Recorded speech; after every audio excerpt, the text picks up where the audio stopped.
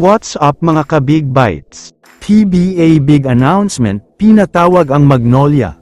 Pero bago ka sana magpatuloy sa panunood ay huwag mong kalimutang mag-subscribe sa aking YouTube channel.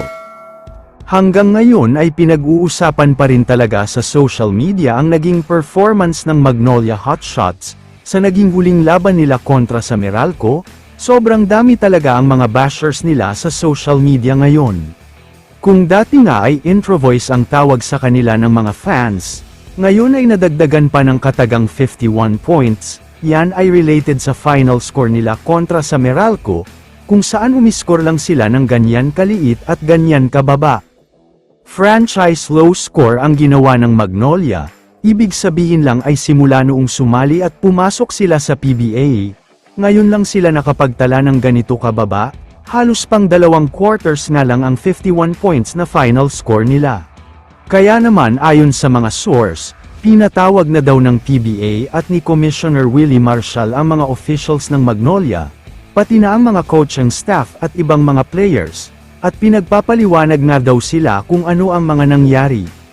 Dagdag pa ng source, ang sinabi daw ng mismong Magnolia ay masyado daw mahigpit at matindi ang naging depensa sa kanila ng Meralco.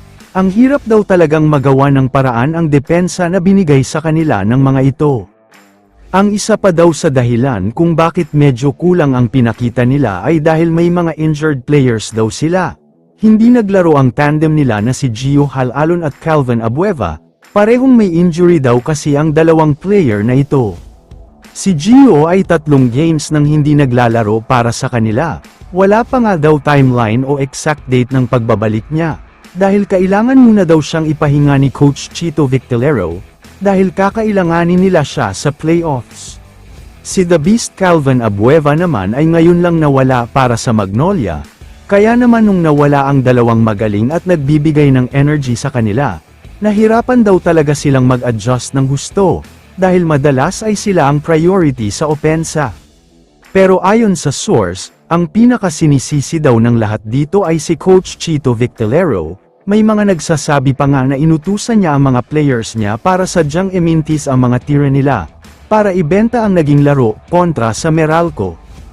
Pero sa tingin ko naman, tama ang mga sinabi nilang dahilan na mahigpit na depensa ng Meralco, malas na shooting, tapos ay wala pa ang mga star players nila. Ito nga siguro ang dahilan kung bakit hindi maganda ang laro nila. Kaya naman kung kayo ang tatanungin, ano sa tingin nyo ang dahilan kung bakit natalo ang Magnolia? I-comment mo naman ang opinion mo tungkol sa tanong na ito.